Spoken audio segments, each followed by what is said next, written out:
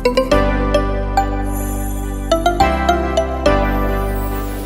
how's it going? I'm Jason Levancher with RealTourVision.com, and you've come to this page, I would have to guess, because you are looking to start up a virtual tour or real estate photography business. The purpose of this video is to give you several good tips to help you get started. So grab your notepad and a pen, and I'm going to go through several key items that are essential for all virtual tour business owners. I guess a little background on me. Many of you might be wondering why you should even listen to me in the first place. I've been in the real estate photography and virtual tour industry now since 1999. It's a passion of mine. I love what I do, and in 2007 I started my own local real estate photography and virtual tour business, and now we also do drone and 3D and on using the RTV software. And it's been quite successful. At Blue Lava Media, we do about 1,300 home shoots a year in climbing. We have 3 drone pilots and 3 photographers. Some of the tips that I'm going to give you today are probably going to seem like they're just common sense things, but most people don't actually get them right, and it's surprising. Others are going to be a little deeper, so here we go. Number one, you need to stand out no matter what you do. More than likely, if you're starting this business, and it's right now in 2020, virtual tours are more in demand than ever before, okay? And so are real estate photographers, as well as aerial drone pilots. So you're walking into probably an area that's gonna have more than one person in your area. You're not gonna be, if you're the only person, you're lucky, and it may be, but there's very few areas like that left in the United States or even Canada. So if you are lucky enough to be the only person in your area, that's great, but it's still important to stand out. So one of the things I'm going to tell you is make sure with your name, your domain name, and everything you do, it's got to have a nice sound to it. It's got to have a ring to it. There's nothing wrong with using your name, but there's also nothing wrong with, say, Banana Panorama or something silly, or something that's got a nice rhyme to it like that. Just make sure it's not too long or complicated. Don't use a play on words. Don't use something that's sounds like it's spelled one way, but actually you spell it differently. That's no good. Pick a .com, okay? .com or bust. I've said that for years, and I'm still saying it. Don't pick a .cutesy. Don't do it. Just stick with the .com. Now, when it comes to your logo, make sure you have it professionally made. No shortcuts here. No shortcuts. You have to look professional. Go pro or go home. There's all kinds of people that can help you with your logo and identity package after you've chosen a good name for yourself. Make sure you have some friends look at it and family members.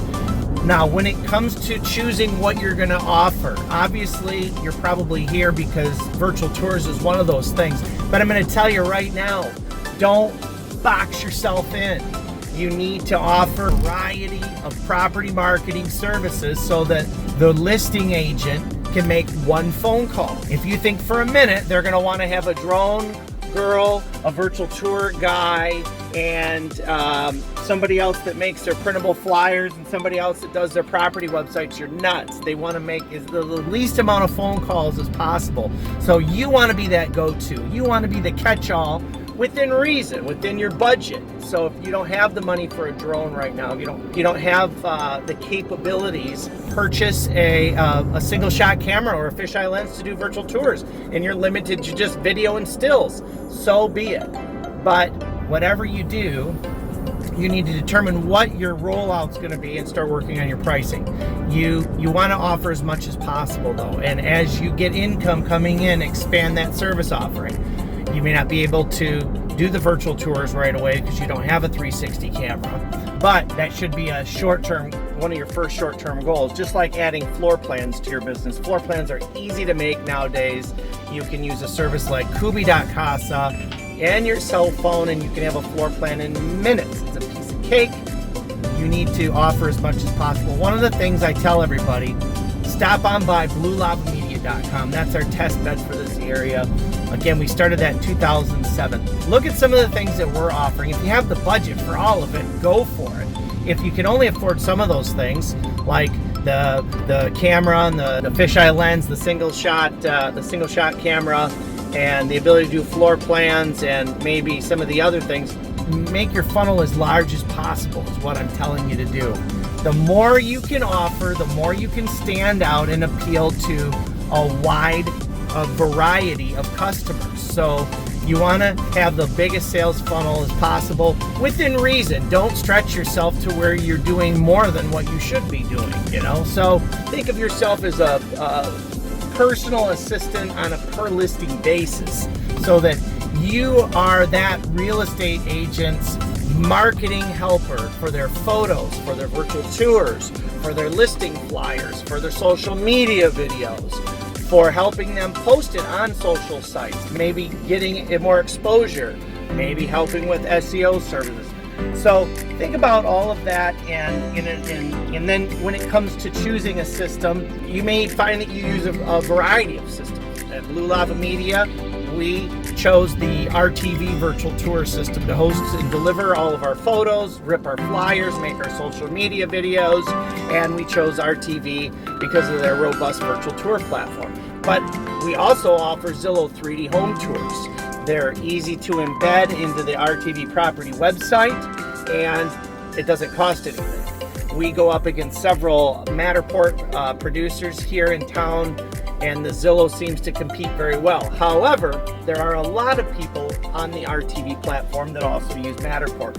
We just don't do it here in this market. So those are some really important things to think about. I think that you should also, when you're setting up your business, consider a stopping point on how much you're going to invest and when you're going to go to market. Don't have failure to launch. So come up with a name, come up with your pricing, figure that part out, but don't overthink it. Get out and start selling. Remember, a real estate agent is the decision maker.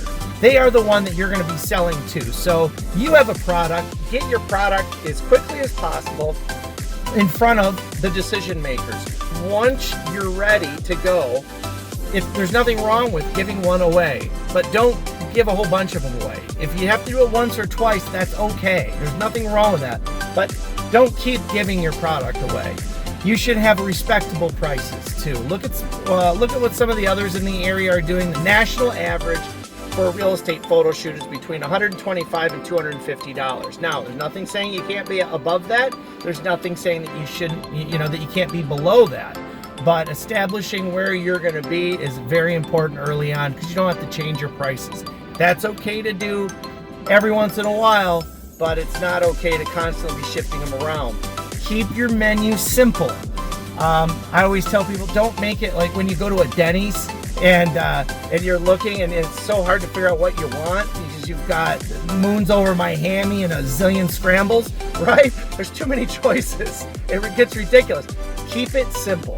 Keep it simple, stupid. Just keep it really simple. Have 2 or 3 photo packages. Have your add-ons. Think of it as a menu. Remember, you can't list a house in this country without still photos. And even in Canada, you can't list a property. So that is going to be real important for you to keep in mind, that still photos are the foundation of this thing, with add-on twilights, add-on drone, add-on flyers, add-on virtual tour, add-on 3D home, add-on Matterport, add-on voiceover, add-on floor plan. Think about the add-ons that you're going to offer as you put everything together. One of the other things that you want to do early on is decide how big you want your business to get. Do you come up with a number in your mind? How much can you handle? How much do you want to work? What are your financial goals? Write them down. And when you get to those financial goals, make a choice. Do you want to hire, or do you want to just maintain? Because I've in the last 20 years, I've worked both ways. Some people hit their goal, then they stop taking on clients. Some people hit that goal, now it's time to hire. There's a lot of little things to go through along the way, but hopefully some of that stuff helps. And I'm always available to chat. You can stop on by realtourvision.com. Come to some of our webinars. We have been helping professional photographers lead the way in their market since 1999, and we'll continue to do so. If you're interested in testing out the product over at realtourvision.com, We make property websites, we make virtual tours, social media videos, there's lead capture, weekly sellers reports, and more. It's awesome. Fill out the form below and somebody will give you a shout. You can play around with it. There's no obligation. It's a free trial. And take the RTV tour system for a spin. I guarantee it will impress, and we're here to help. Thanks a lot. Have a great day, and I hope you all find success out there. Thanks.